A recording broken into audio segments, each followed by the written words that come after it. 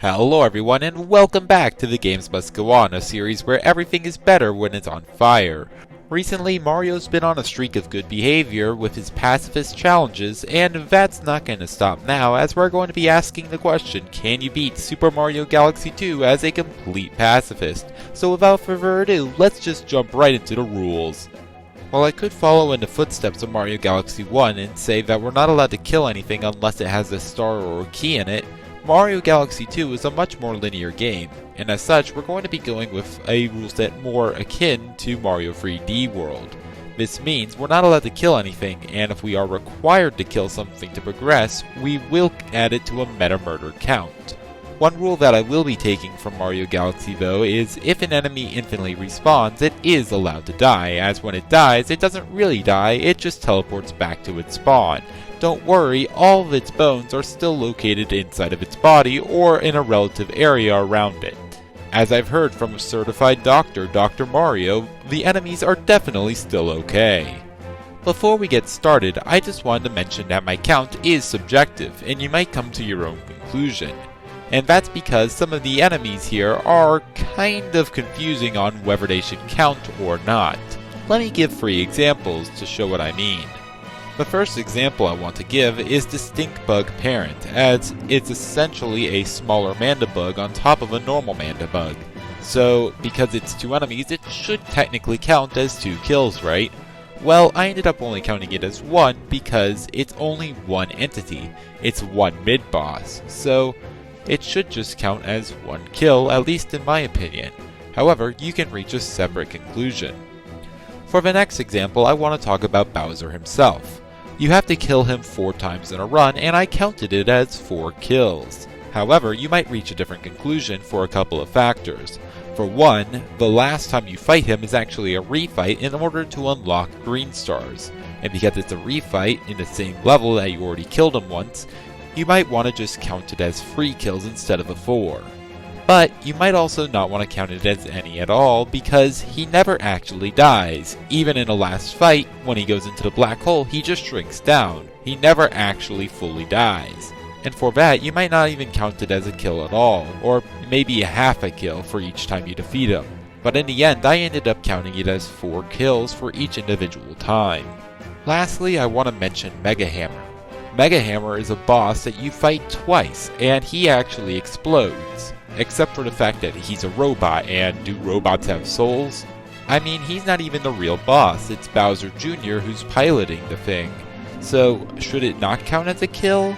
I mean, the robot doesn't even die, as in World 5, you can see him still working, shooting out bullet bills to attack you, and you use those bullet bills to get to a cannon later in the level. While I counted it as 2 kills, feel free to come up with your own count and leave it in the comments below. But with that, I've stalled long enough, let's get right into the run. Starting off in Sky Station, we have our first kill here, that being Pee-wee Piranha, as we have to defeat him for our first star. Other than that, the level is pretty easy. We can head to Yoshi Star next, but we have another kill here, that being the Magic Koopa that's guarding Yoshi's egg. This is another required kill, so we can add it to the total. Other than that, the level is again pretty easy, but then we reach a roadblock. In order to progress, we actually need 3 stars, and we only have 2. This is a problem because the only 2 options we have to get stars are Sky Station Galaxy Star 2 and Yoshi Star Galaxy Star 2, both of which have required kills. In order to get the second star from Sky Station, we would have to kill a mini Chain Chomp and this prickly piranha plant in order to get keys to unlock cages. This, however, is a worse deal in comparison to Yoshi Star's second star, which just requires that we kill Lackafunder. And I would like to note here that the Spinies that these Lakitus throw aren't allowed as they infinitely respawn from the Lakitus. With that being said, we can kill Lackafunder for 1 additional kill, and that gives us the 3 stars needed to move on. Our next level is the Spin Dig Galaxy, and it's pretty easy like all the others, and like all the others, it has an additional kill, that being Dig-a-Leg at the very end of the first star. After that though, we open up to some better levels like Fluffy Bluff Galaxy and Right Side Down Galaxy. Both of these levels are pretty easy, and neither of them have any kills, but I would like to bring attention to Fluffy Bluff as it has our first instance of Cosmic Clones. And these guys are actually kind of interesting because they get their own separate rule set. That being, I'll only count their deaths whenever they die via contact with the player. If they die from a cutscene from us finishing something, that's not going to count, as they didn't die from us, they died from the cutscene. Also, it would overflow our count with a bunch of Cosmic Clone deaths. That being said, we have enough stars, so let's head to Bowser Jr.'s Fiery Flotilla and take down Gobblegut as our next meta murder. This gives us access to World 2 with only 5 meta murders under our belt. Hopefully we'll do better in the upcoming worlds. World 2 starts off with Puzzle Plank Galaxy, and this level actually has the Stink Bug parent, and like I mentioned in the intro, I'm only counting it as 1 kill. But if you really feel like it should count as more, you could instead take down Bugaboom for a different kill. After that star though, we can actually head to Hightail Falls, Cosmic Cove, and Wild Glide Galaxy without any kills. And then all we need is 1 more star so we can head back to the first Hungry Luma and take down Flipswitch Galaxy again without any kills. With that, we actually have enough stars to go to Bowser's big lava power party. And while this level does have a few quote-unquote required enemies, we can just skip them with a couple of minor sequence breaks. However, we do still have to kill Bowser at the end, adding 1 more to the tally, ending World 2 with 7 kills. World 3 is structured a little differently. We just have to get enough stars to unlock the pipe straight to the boss. And with all the levels around, as well as all the comets that began to spawn, I was able to get enough stars to reach the boss without any kills. After tallying on Mega Hammer as he is the World 3 boss, that brings our total up to 8 deaths. Before we move on, I do want to mention the skating challenge in Freezy Flake Galaxy, and that's because in order to beat it, we have to kill enough gummits to score a high enough score. And that could be considered killing enemies, except for the fact that the gummits can't even hurt the player. But even if you are still conflicted, don't worry because these guys technically infinitely respawn because whenever we lose the minigame we can just try again and that will spawn more gummits and we can do this indefinitely, which means these guys fall into the category of infinitely respawning. So with that, let's move on to World 4. We could start World 4 off by going to Supermassive Galaxy, but that would be kind of problematic because of the free Koopas that we would have to kill. Instead, we're going to go to the Hungry Luma and skip that galaxy and go to Flipsville instead. Now, we still have to kill Glamdozer here, giving us 1 more kill to the count, but that's definitely better than taking free Koopas along with us. After that though, we can make our way to Bowser without another kill, and by adding Bowser's kill to the count, that gives us 10 at the end of World 4. And with that out of the way, we can move on to World 5. While we were able to get enough stars without killing anything and without any real new strategies, a lot of the levels here were actually kind of difficult. Nevertheless, there's not much to talk about in this world until we get to the boss. The level is Bowser Jr.'s Boom Bunker. And while we do count Bowser Jr. as a kill, that's not the only problem in this level. In addition, we have to kill 2 Boomerang Brothers. And I tried to avoid these guys multiple ways. Shooting the cannon into the distance, trying to lure a Bullet Bill to try to hit them from the original island, and a few other ways, but nothing seemed to work. And as such, we have to add not only 1 kill to this count, but 3, making this the most expensive level so far. But don't worry, it'll get worse. But with that, let's move on to World 6. Truthfully, there's not much to talk about in World 6. It's definitely not a cakewalk, but it's not incredibly difficult. And with no kills found here, there's really not much to talk about. I will, however, mention that I did have to open up a few Hungry Lumas to get more stars, and I did have to take the Hungry Luma in World 6 to avoid some meta murders in Throwback Galaxy. But other than that, we're able to cruise through this last world before coming to the final boss. The final level is our first real taste of difficulty because we have to kill 3 Hammer Bros and 2 Boomerang Bros normally. But there are some workarounds. Starting off with the Hammer Bros, normally we would have to kill them in order to get away down this lava pit, but we can just long jump in and we won't have enough speed to make it. But there is a wall to boost off of, and this actually gives us wacky momentum that actually gives us enough speed to make it all the way down the pit with enough health to spare. Getting past the Boomerang Bros is a little more tricky because normally we would have to kill them in order to access this giant wall of lava behind this gate. However, the game gives us Yoshi here, and it's finally time to introduce the Infinite Flutter, a glitch that basically lets us get infinite height whenever we use Yoshi, and it's pretty commonplace, but I had never performed it before, so it was finally time to learn, and after a few attempts I was able to make it up onto the wall. And from here, while the solution isn't straightforward, we can go to the left side of a wall and then long jump down at a specific point. And if we did it right, we should have enough health to spare. All that's left now is just to take down Bowser, and that adds one more kill to the tally, and we can finally say it's possible to beat Super Mario Galaxy 2 with only killing 14 enemies. Now if you've made it this far into the video, congratulations! You've officially passed the intro. It's finally time to get into the real game. Yep, this was all a warm-up, because this was never any percent. It's finally time to find out how many kills it takes to get to 100% in Mario Galaxy 2. So let's get into the real run. Let's start off with a familiar star. Let's head back to Bowser's Galaxy Generator and take down the speed run, which is essentially the same level except now the clock is ticking, and we still have to do the precise tricks like before. But these tricks are actually more difficult now because of a couple of factors. One being the checkpoint, as we can't actually use it. The reason for this is because when we start from the checkpoint we'll only have 30 seconds, and that's nowhere near enough time to complete the level. In fact, if we enter the section with less than 70 seconds, it becomes almost impossible to win. In fact, the timing is so precise that bringing Yoshi across the top of the gate is too slow.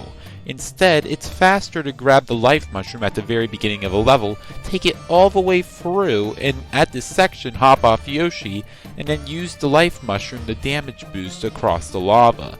Which is another reason why we can't use the checkpoint, as the life mushroom wouldn't be carried over. In the end, I was able to do it, but it was definitely a difficult star, and you can already see how this challenge is ramping up fast. But with that, let's talk about Boulder Bowl.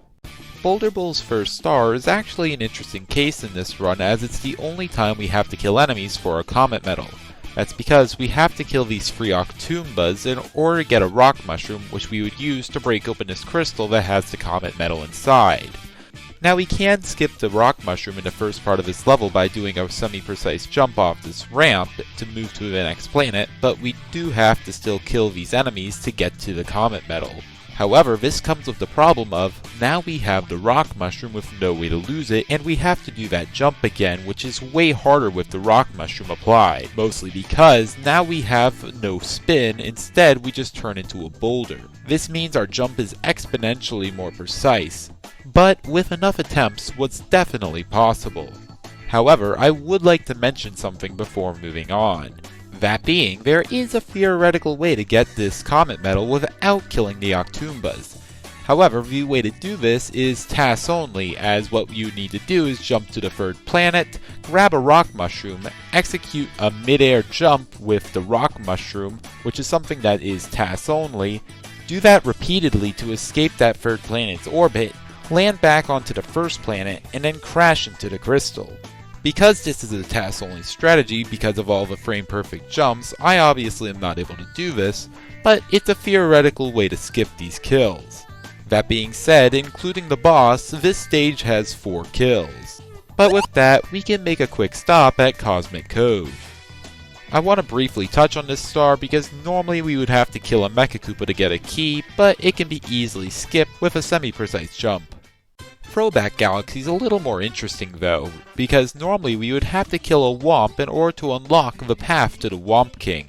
However, you might remember that this is a stage from Mario 64, and if you remember the Womps from Mario 64, they're not very solid, and you could just jump right through them. Well, Nintendo certainly realized that and said, "Ha, I'm gonna make their density like 15,000 times stronger." Unfortunately, they did not make the floor's density 1,500 times stronger to match, And as such, the Womp turns from an enemy into a horribly miscalculated trebuchet that instead of launching us into space, launches us directly through the floor and into the Womp King's chamber. While this game does calculate collision, it doesn't do it perfectly, giving us one more star with the cost of the Womp King's life. But it's about time that I stop stalling, because I know what everyone's here for. Yep, it's time for Battle Belt Galaxy. Now, for those of you who haven't played the game or haven't seen this galaxy, let me summarize. You start off by going to a planet, killing all of the enemies on said planet, receiving a launch star for your crimes, and then traveling to a new planet, rinse and repeat. And this would normally tally up to about 31 kills per star.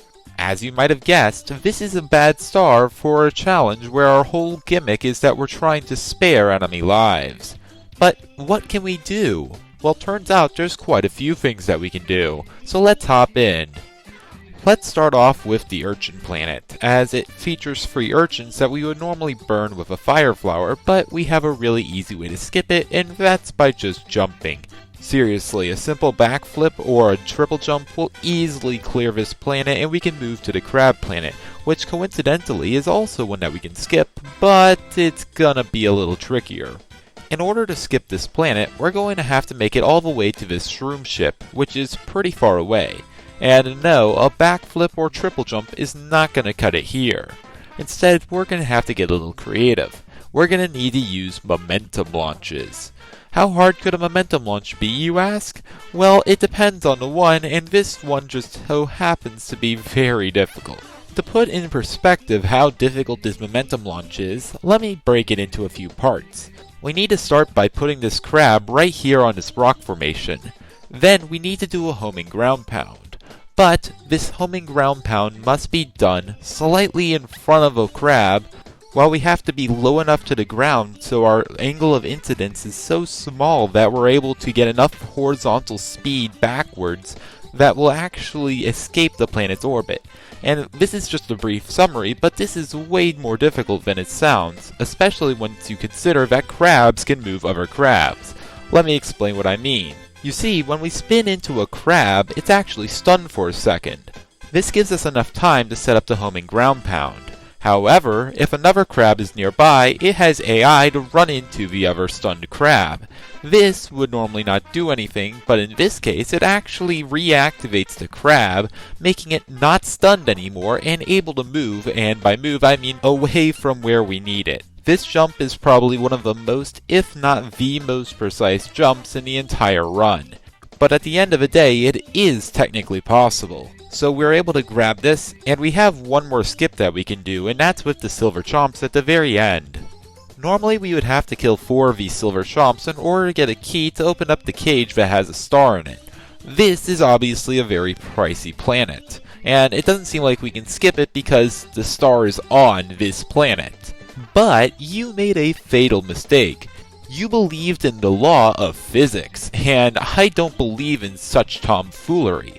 And by putting Luigi on top of the cage and repeatedly trying to stick his leg through the ceiling, eventually I was able to get the star without killing these chomps. I would like to mention that this trick doesn't work in Sky Station though. I tried. But due to developers stupidly thinking that collision actually exists, I'm able to grab this star with only 21 murders instead of the 31 originally required. However, you might remember that this isn't the only star here. We also have to collect the Daredevil star as well as the Secret star. These 2 stars together actually add another 35 kills. However, I would like to talk about the Daredevil star because it is 10 times harder than the original. That's because we have to do the crab skip now, except if the crabs hit us, instead of us just taking a little bit of knockback and damage, instead we lose our life, and we have to start over. This gets repetitive trying to get back to the crab planet over and over again, but it's not that far of a hike. So eventually I was able to get both of these other stars. And with that, let's actually talk about another enemy-focused star. That being none other than the Chimp's challenge. So let's head over to Melty Monster Galaxy.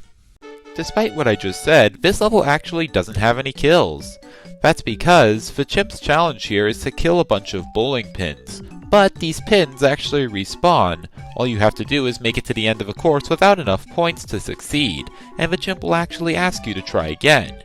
Now, why am I bringing this up if this is the case? Well, that's because I originally thought that if you failed, the chimp would just straight out execute you, like he does in the combo attacks. And this is why I wanted to bring it up, as it's a nice segue into the combo attack section. So let's hop into Fluffy Bluff and start counting combos. Before I really get into this, I should probably explain what the Chimp's combo challenge actually is.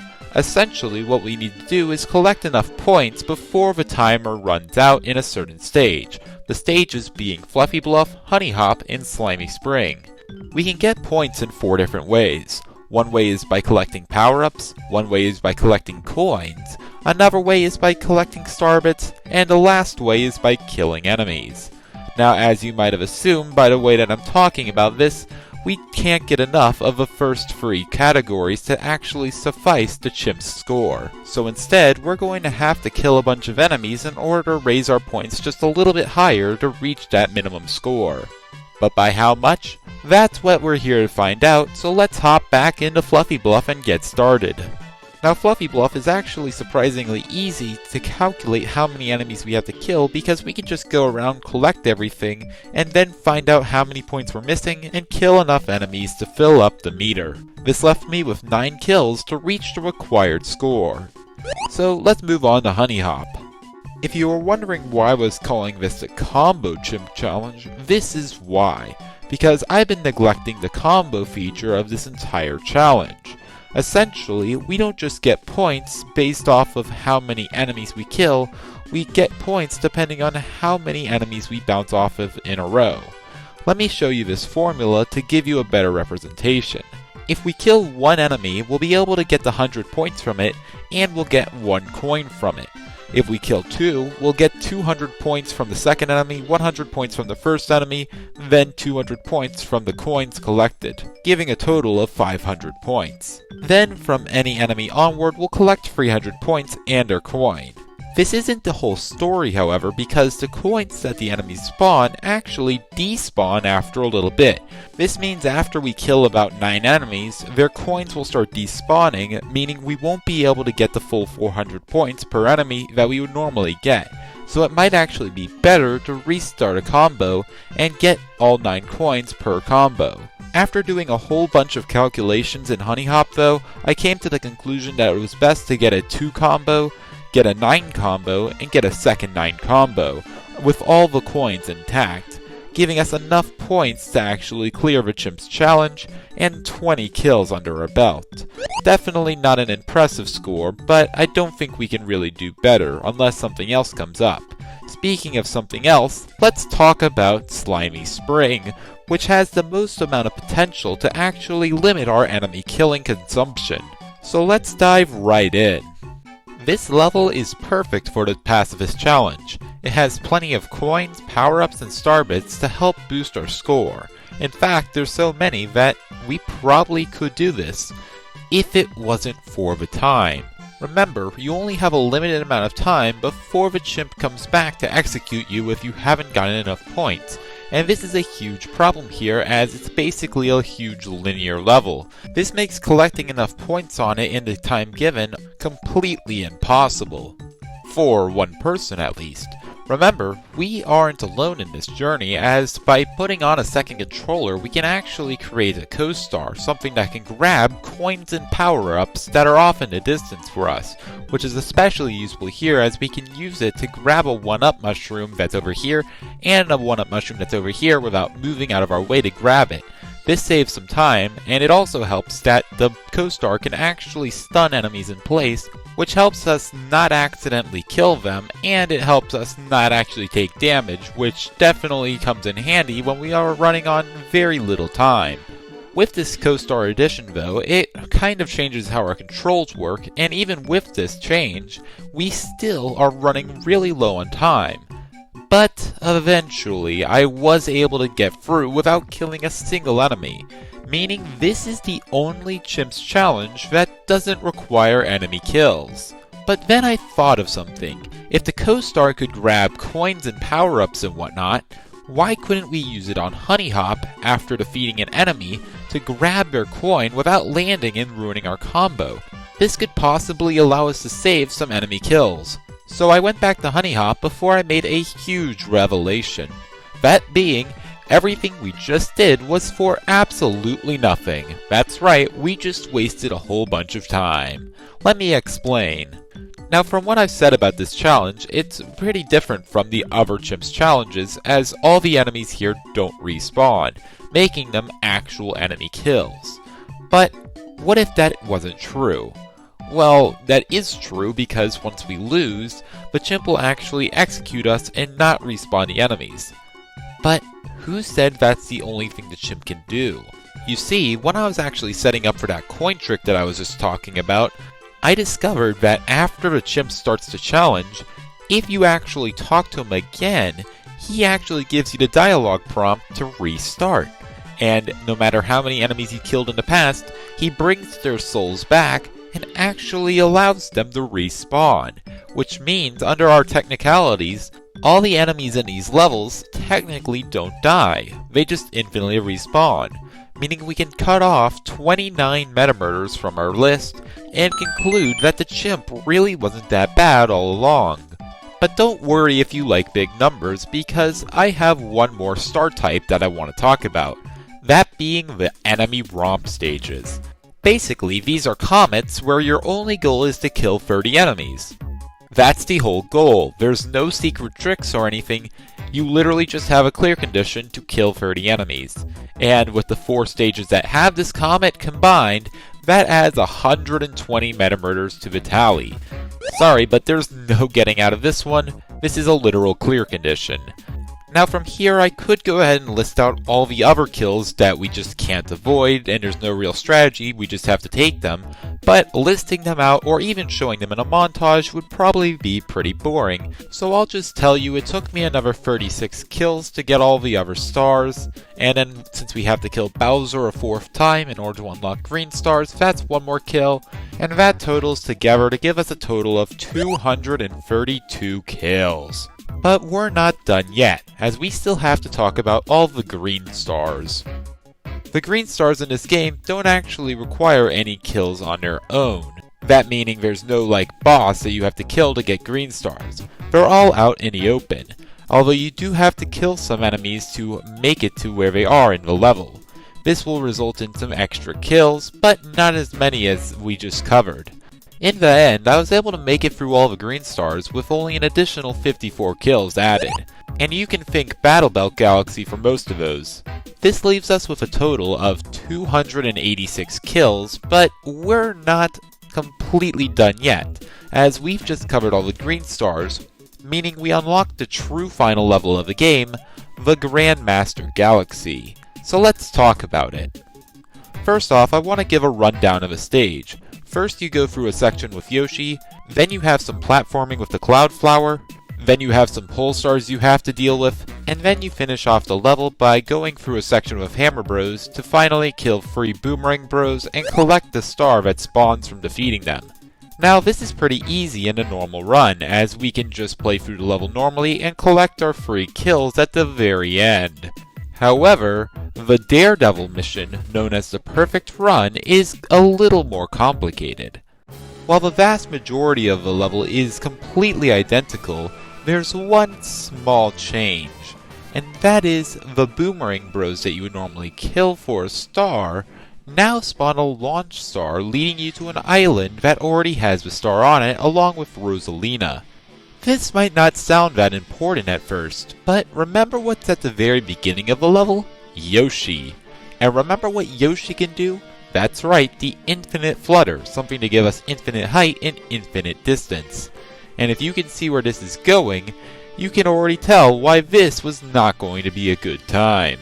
Basically, if we were able to grab Yoshi and bring him all the way through the level, we might be able to infinite flutter all the way to the island with the star on it instead of defeating these Boomerang Bros. But that's a lot more difficult than it sounds.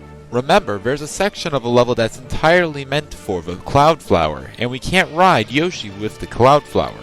Also, we have a section with pole stars, something that also doesn't work with Yoshi. So we're going to have to find a way through those sections as well, which turns out to be pretty easy as people found out that you can infinite flutter through these sections. But just saying that doesn't give these sections the credit that they deserve. This first section, for instance, is 2.5 minutes of solid infinite fluttering, and if you make a single mistake, that's it. You get electrocuted, you fall off Yoshi, etc, etc. This is not a good time. And you have to do this every time you even want an attempt at the next section. And even if you're able to make it through all of that, you still have to make it past the Hammer Bros and Boomerang Bros without killing anything before starting the real infinite flutter that no one's ever done before. So it's definitely quite the hike to even get a single attempt in. But it's a hike that I walked hundreds of times, trying this level over and over again, only making it to the Boomerang Bros on the slightest of occasions. And at that point, I was so nervous, it was only a matter of moments before I fell into the void and had to give it another go. And no, it definitely didn't help that the screen actually turns completely white, removing any reference you have, except for the slightest glimmer in the distance of a power star. But I tried this, over and over, and, well, hundreds of times over. But I was never able to get it. So, is it possible? Well, my 12 hours of testing would probably say no, or at the very most, perhaps. But there's one person who can beat this, and his name is Task, Tool Assisted Speedrun, and I asked Purple Sun to create him. And a little while later, I had the answer. Yes, it is possible to beat this level without a single kill. You just have to have an infinite amount of skill or time, or just use save states. But it is, in fact, possible, and this leaves us with our final total, that being 289. This is the absolute minimum amount of murder you have to commit in order to beat Super Mario Galaxy 2 with every single star. But with that, I would like to say thank you all so much for watching, and I will see you guys next time. Goodbye!